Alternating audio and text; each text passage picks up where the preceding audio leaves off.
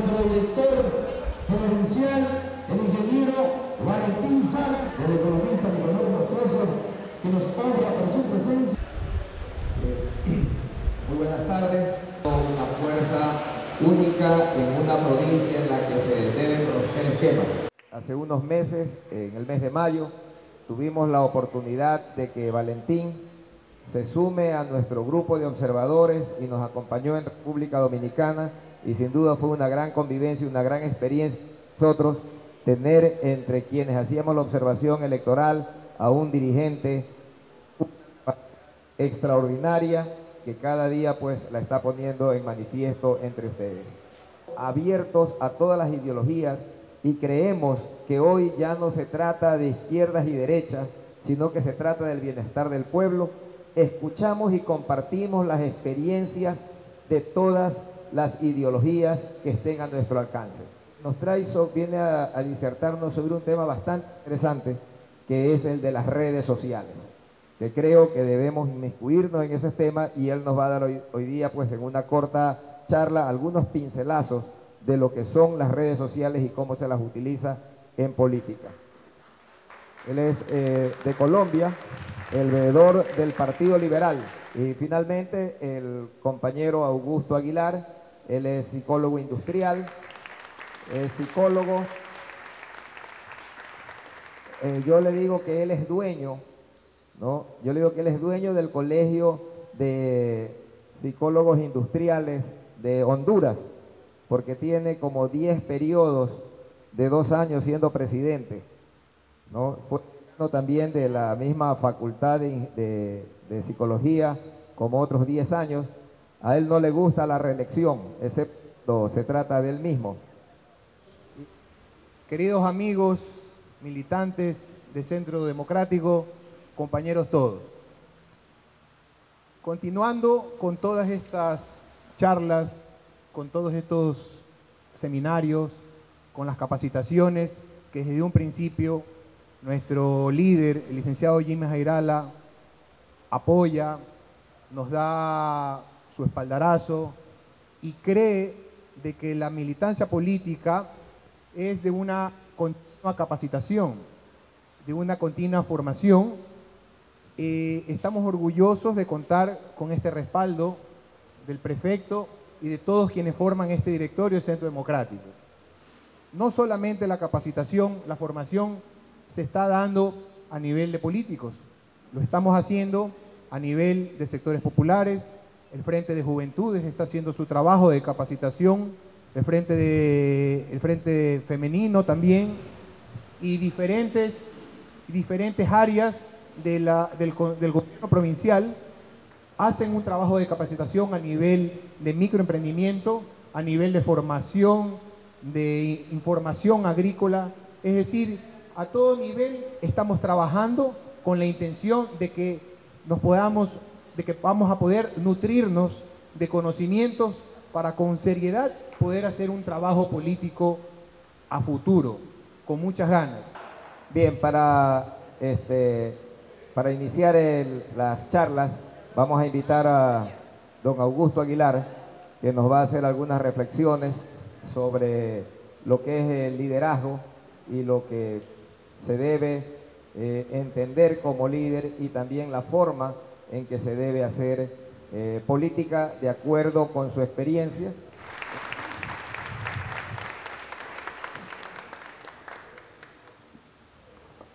Muchas gracias.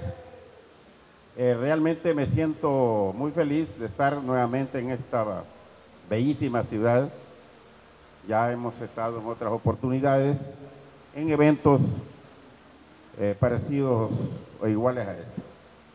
La primera pregunta que se nos ocurre y que ustedes pueden hacerse también es, bueno, y ustedes en este grupo selecto que se encuentra acá presente, ¿por qué están?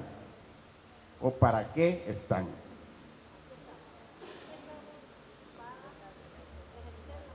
Yo creo que todas las personas, en cualquier parte del mundo, en cualquier cultura, cuando participamos en política es porque queremos lograr o alcanzar algo. La gente o los ciudadanos del mundo que participan en política es para lograr un reconocimiento, por decir algo, alcanzar una cuota de poder, un cargo público o cualquier otra ventaja de tipo psicológico o social. Todas las personas, si somos normales, las personas normales, insisto, necesitamos que la gente nos reconozca. Necesitamos que nos den reconocimiento, tener simpatía, tener fama, tener poder o tener prestigio. Y por eso participamos en las actividades políticas o gremiales o sociales. Defino que el poder no es más que disponer de un conjunto, de una cantidad de medios, después explicamos estos medios, o de herramientas, instrumentos, para lograr que otros hagan lo que nosotros queremos o deseamos.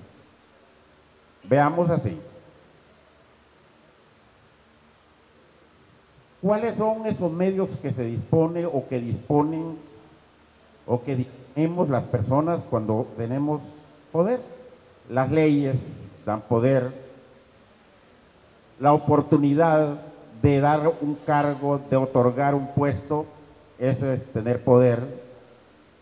El dinero da poder, la influencia da poder, el prestigio personal también da poder, las buenas relaciones y los contactos que tenemos también dan poder. Entonces, disponer de estas cosas para lograr objetivos, ese es precisamente el ejercicio del poder. Hay un grupo. ¿Qué es lo que surge inmediatamente cuando las personas se agrupan? Surgen dos cosas. En primer lugar, resultan los objetivos, es decir, los grupos se hacen para lograr algo, ¿cierto? Si nos reunimos un grupo para armar un equipo de fútbol, tenemos un objetivo, ganar un campeonato, estar en una competencia, etc. Si nos reunimos para organizar una cooperativa, de igual manera, tenemos un objetivo económico. Si nos reunimos para hacer política, tenemos un objetivo y es alcanzar el poder. Entonces, repito, en cualquier grupo, lo primero que surge son los objetivos. Y lo segundo, indispensable, si no, no hay grupo, surge el liderazgo. El líder formal se da generalmente en las estructuras muy bien organizadas, como es en el gobierno o en la empresa privada, en donde con un acuerdo, con un escrito, lo nombran de jefe y a eso lo convierte en un líder formal. ¿Y por qué es un líder? Porque le dan poder. Lo mismo en una empresa, lo nombran de gerente y ese es un líder formal porque mediante un nombramiento o un acuerdo lo convirtieron en el jefe y por supuesto entonces en el líder. Está el líder legítimo o el líder natural, digamos, aquel que por sus propios méritos, por su capacidad, por su don de saber relacionarse, por sus cualidades de tipo, digamos, trabajador, le agrada servir a los amigos, a la gente, entonces estamos hablando de un líder natural. Lo ideal es que la persona, al mismo tiempo que sea líder formal, porque tiene un nombramiento, sea también el líder espontáneo o líder natural. Esos son los grandes líderes. o los buenos líderes, porque además de ser formalizado o legalizado por una elección o por un nombramiento, tienen la capacidad personal de relacionarse, de caer bien y de ser querida y apreciada por las demás personas. Para mí, que ese es el liderazgo ideal. Hay un tipo de líderes que le dicen el ciclista, de apodo. ¿Por qué le dicen el ciclista? Porque tiene su liderazgo,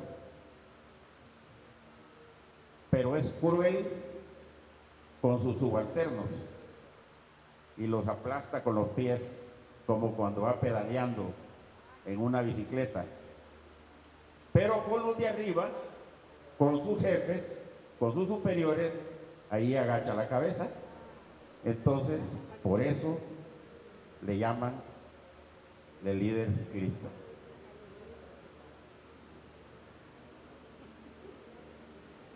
Hay otro tipo de líder que le llaman pendular. ¿De dónde sale ese nombre? Ustedes ven que el péndulo de los relojes se mueve de un extremo a otro. ¿Qué sucede? Que de repente ese líder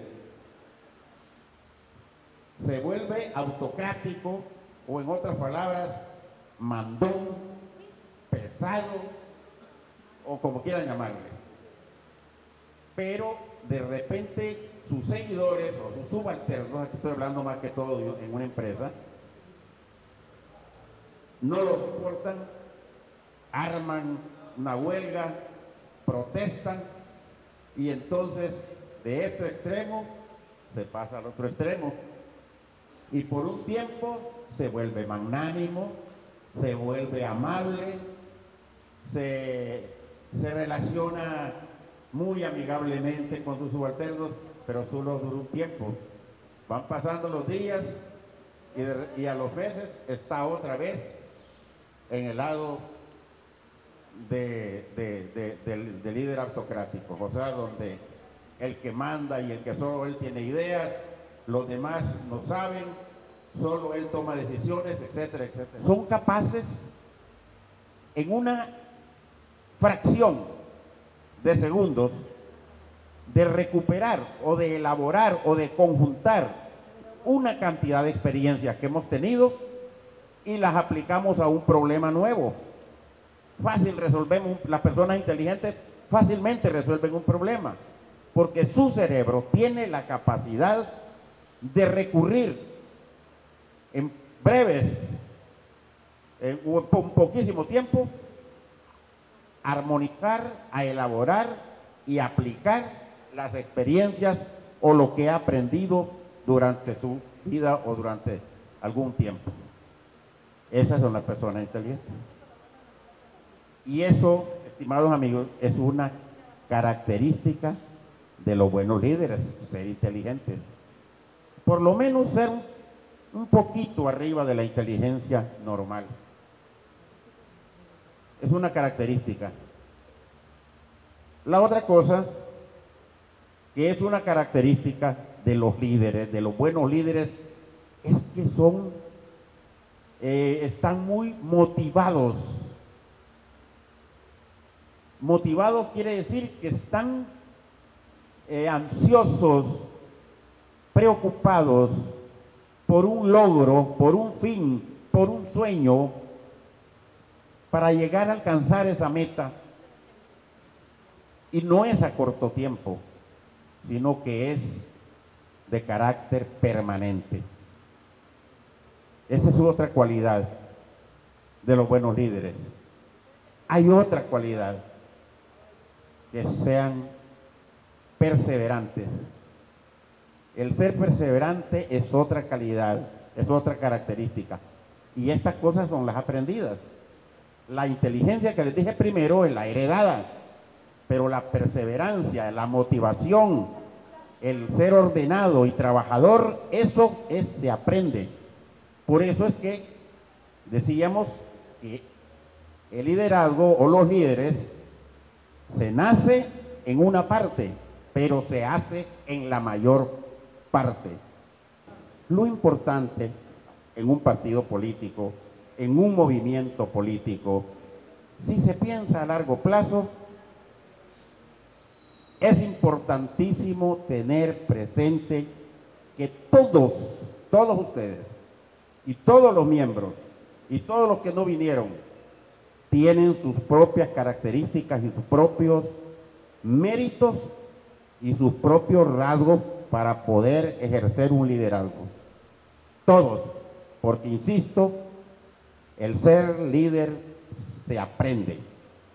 ¿Cómo se aprende? Con la experiencia y con la academia, con las pláticas, con los cursos, con las actividades de enseñanza, aprendizaje, con las vivencias. Con todo eso se van formando los líderes. Muchísimas gracias al doctor Augusto Aguilar, que nos vino a compartir algunas de sus conocimientos y sus experiencias.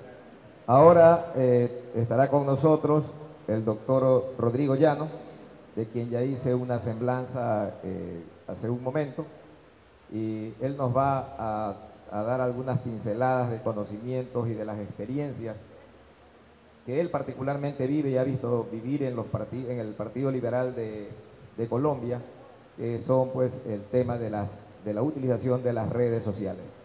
Rodrigo, muchas gracias por acompañarnos.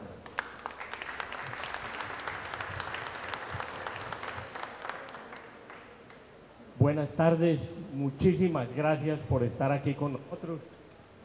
Quiero saludar a Valentín Sala, a Nicanor Moscoso, a nuestros compañeros del Salvador, a Manuel, a Augusto, a Salvador. Y antes de hablarles de las redes sociales, les repartieron algunas cosas del Partido Liberal, inclusive algunos periódicos. La primera persona con que ustedes intercambiaron conceptos es con la mamá, con el papá, con los hermanos. De ahí se pegaron todos para desarrollar las redes sociales. Y esas redes sociales hoy han cogido muchísima fuerza. Dicen que hay más de 125 millones de latinoamericanos que están pegados de las redes sociales. Dicen que en Colombia Facebook tiene entre 9 y 10 millones de personas metidas en Facebook. Yo no sé cuál es el dato del Ecuador, pero aquí tiene que ser muy grande las redes sociales porque aquí hay más celulares que gente. En Colombia todavía hay más gente que celulares. Aquí es al contrario. Y esos celulares pues tienen unos planes de datos y por lo tanto ustedes pueden acceder a esas redes sociales, a muchísimas de ellas.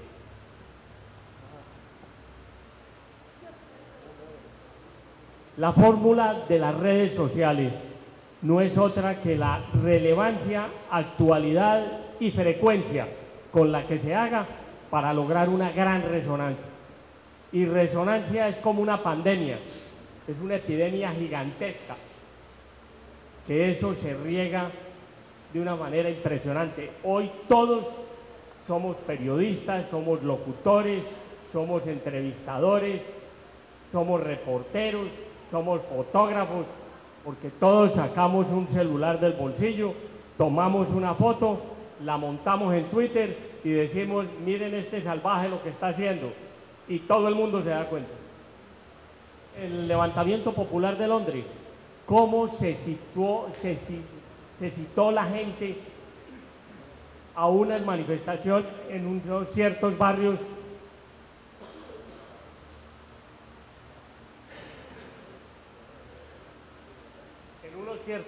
de Londres, como dijeron, nos encontramos tal día, tal hora, en tal parte, a través de las redes sociales.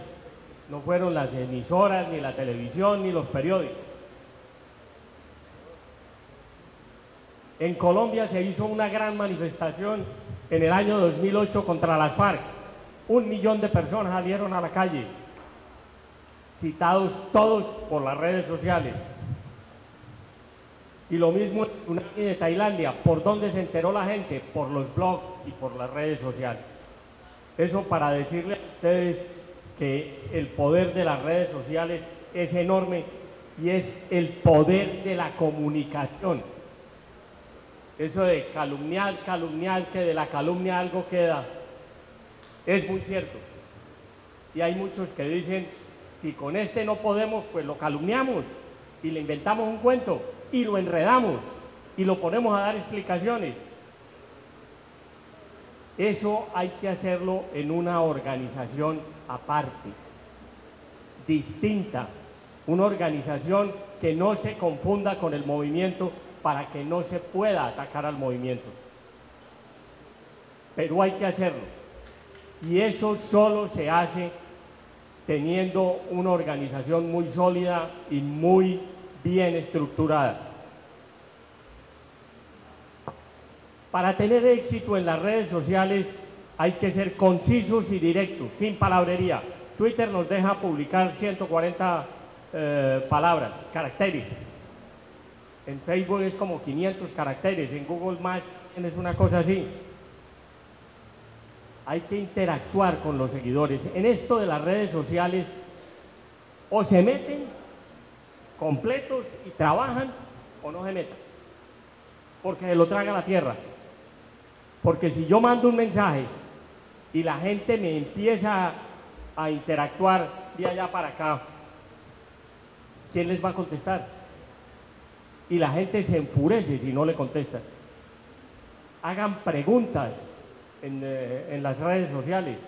Es una manera muy buena de buscar adeptos y de que la gente interactúe con el candidato, con el personaje que está al frente del movimiento o del partido.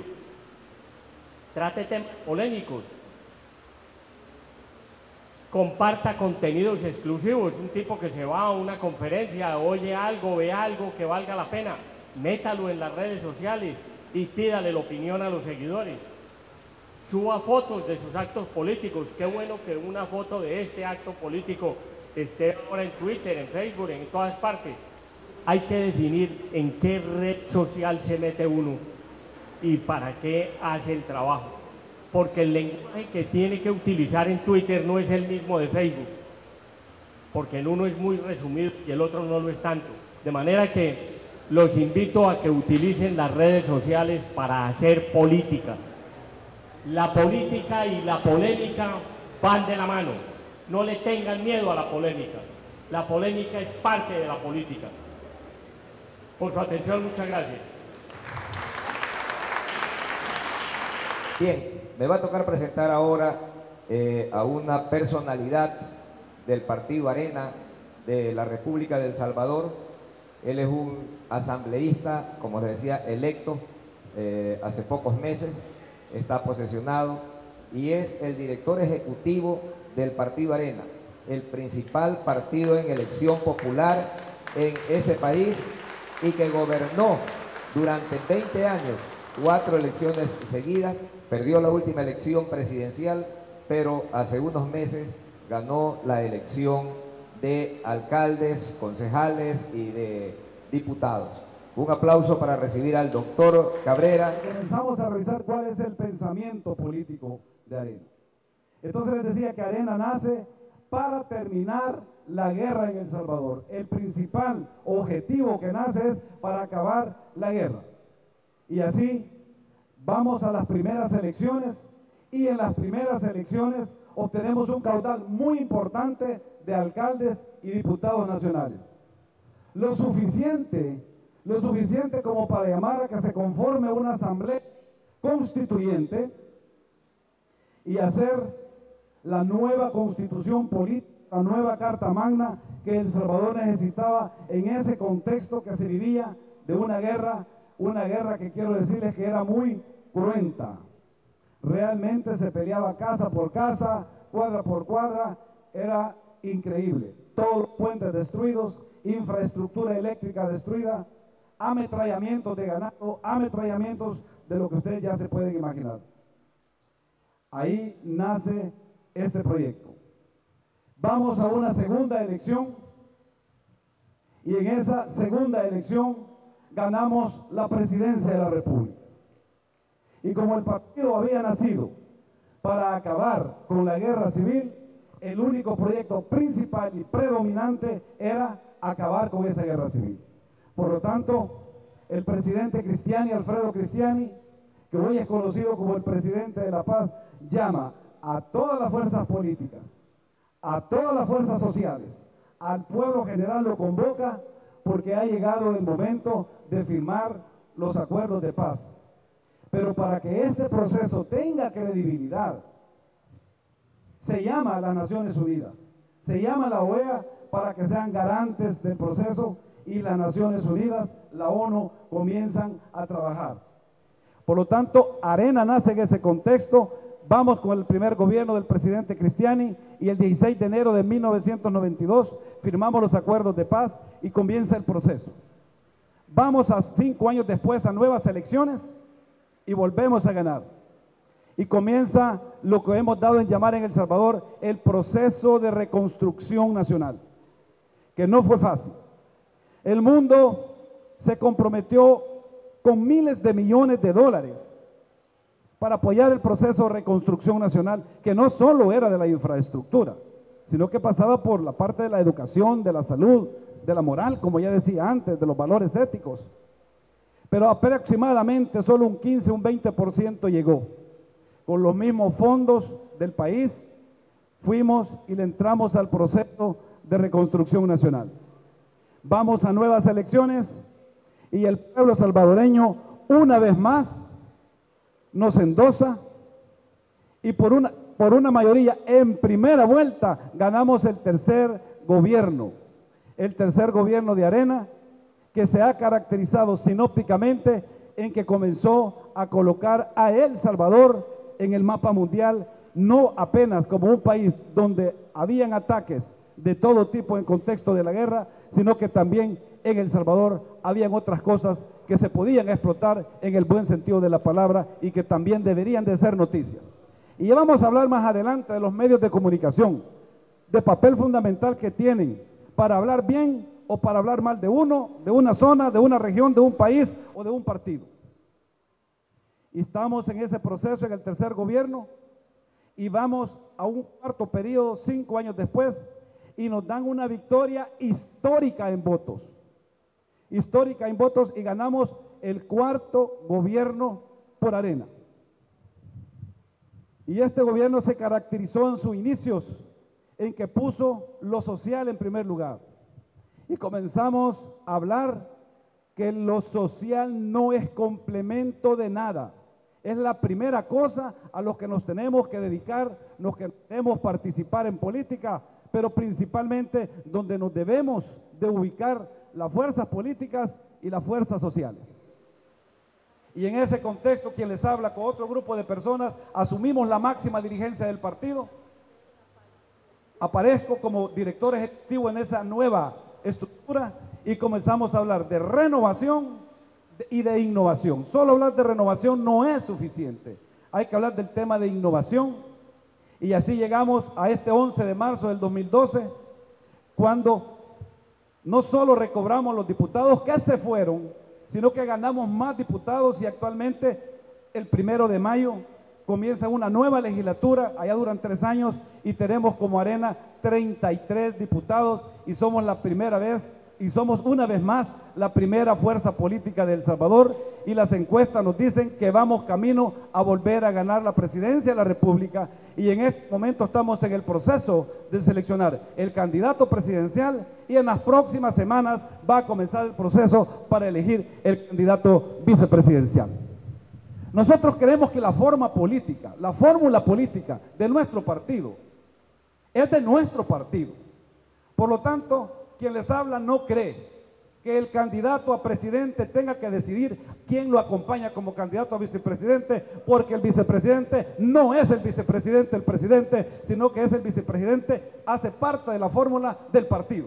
Y de llegar al gobierno son presidente y vicepresidente del país. Y por lo tanto las lealtades son para el país, no son para partidos políticos. Por supuesto, es importante siempre el tema político ideológico. Pero ¿cómo fue? ¿Cómo fue que nosotros hicimos? Y yo creo que en este momento es el tema que quizás puede ser más importante, porque estamos hablando de un tema de capacitación, un tema de formación. En primer lugar, nosotros como la nueva dirigencia, la que había quedado totalmente destruida después de las elecciones presidenciales y después del fenómeno de transfugismo que hubo, algunos le han llamado de traidores, yo le llamo de transfugismo político. No, más y más correcto, porque este es un fenómeno que sucede y ha sucedido en muchos lugares del mundo, en los propios Estados Unidos ha sucedido, y en El Salvador también ya había sucedido en otros partidos políticos.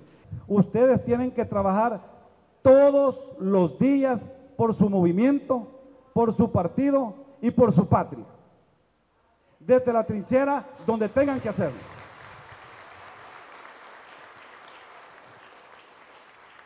Y la trinchera puede ser en el barrio, en la colonia, en la universidad, como buenos profesionales, como buenos obreros, como buenos campesinos, como gente que trabaja por su país, que trabaja por su patria, que coloca primero el interés del país y después el interés personal. Ustedes que conocen su territorio y la circunscripción en la que van a participar, tienen que saber la territorialidad en la que van a trabajar e ir a capacitar a esos líderes.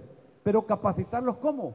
Bueno, en primer lugar, tienen que tener una planificación de trabajo y deben tener una organización adecuada, porque cualquier proyecto de organización política siempre es una respuesta al pensamiento ideológico que tenemos. Los partidos políticos, los movimientos pueden ser de cuadros, de masas o mixtos, y en ese sentido la organización se vuelve una respuesta al pensamiento ideológico.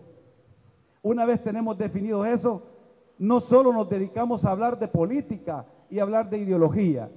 Yo los invito a que comiencen a dar diagnóstico de la realidad de su provincia, que comiencen a conocer cuáles son los problemas, porque lo importante de conocer la realidad nacional o la realidad regional o la realidad provincial es que una vez conocida, una vez tengamos ese diagnóstico, se incide sobre esa realidad, porque para eso es la política, para incidir en la realidad y buscar el interés general y el bien común de todos. La esencia es el objetivo que tenemos que dejarlo con claridad. El objetivo principal, los objetivos alternos y la estrategia que vamos a utilizar. Sean estas maniobras ofensivas, estratégicas y defensivas cuando tengan que ser. Por lo tanto, una vez está establecido, aquí se acaba de dar una magistral charla de cómo utilizar las redes sociales. Que una candidatura tiene candidato, tiene marca, que puede ser un movimiento o un partido, pero tiene que tener discurso. Un país como ustedes, una sociedad como ustedes, que es más rica que la sociedad de nosotros, de El Salvador, es más fácil. Aquí todos ustedes tienen un teléfono celular, o la mayoría los tienen. Usted puede comenzar a incidir en esta gente, mandando mensajitos. Con voluntariado, yo no le pago a nadie, quiero que sepan que no le pago a nadie. Y el que quiera que le pague, pues se va. Se va y se va. Porque siempre hay gente que quiere. Y ustedes, como son líderes, tienen que llegar a ser lo que son líderes. Y la principal función de un líder es pensar quién los va a sustituir a ustedes, pase lo que pase. Además de lo que ya vimos aquí de la clase de liderazgo. Y comencé a patear el territorio, y comencé a subirme en carretas, en burros, en caballos, y comencé a dar el mensaje, un mensaje de esperanza, porque las sociedades latinoamericanas, las sociedades centroamericanas, la sociedad de El Salvador quiere nuevos políticos educados, instruidos, que tengan ética, que estén comprometidos con la gente más débil, con los más pobres. Termino diciéndoles que nosotros en El Salvador, en el Partido Arena, cuando terminamos de hablar, siempre decimos, presente por la patria. Una pequeña pregunta. Tú comentabas de que eras un personaje político desconocido en un momento dado. Aquí en el Ecuador, normalmente, ha habido un tiempo atrás que se busca figuras políticas que hayan estado en un entorno deportivo, de televisión, de algún tipo de imagen. Y normalmente gente desconocida, como estrategia política a veces es difícil buscar llegar en redes sociales, buscar en una aceptación a nivel de estructuras. ¿Cuál consideras tú que fue tu principal virtud siendo un personaje desconocido en la política para que puedas tener ese triunfo aplastante que lo conocemos? ¿Cuál fue lo principal siendo un personaje desconocido? Para resumir un poquito, pero entrando un poquito en estrategia política.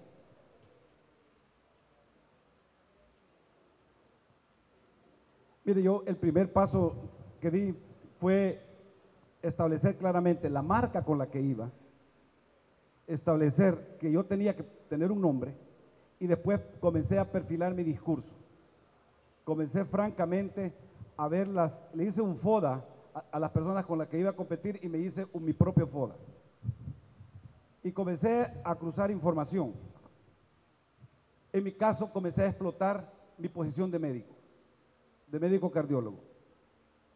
Como soy un médico deportivo en cardiología deportiva, soy el cardiólogo de todas las selecciones de fútbol de El Salvador.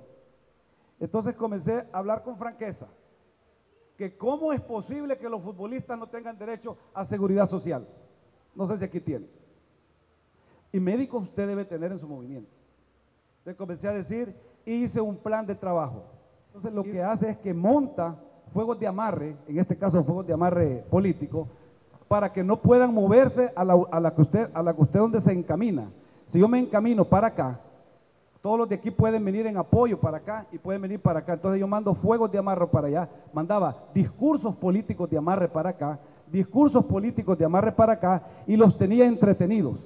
Y aquí me ponía a decir, en los hospitales lo que está faltando es esto, esto, esto. Lo que yo voy a hacer es esto. Y pensaba decir, y en los puentes lo que está pasando, esto. Pero siempre hacía movimientos estratégicos de amarre. Finalmente, primero me centré en los mayores centros urbanos como era esperado. En mi caso, no me centré en primer lugar en el principal centro urbano, sino que por una cuestión de estrategia comencé a rodear, aquí creo que se llaman cantones, ¿no? A rodear, ahí comencé a hacer mi trabajo alrededor del principal al principal centro urbano y comencé a hacer un ataque convergente al principal centro urbano.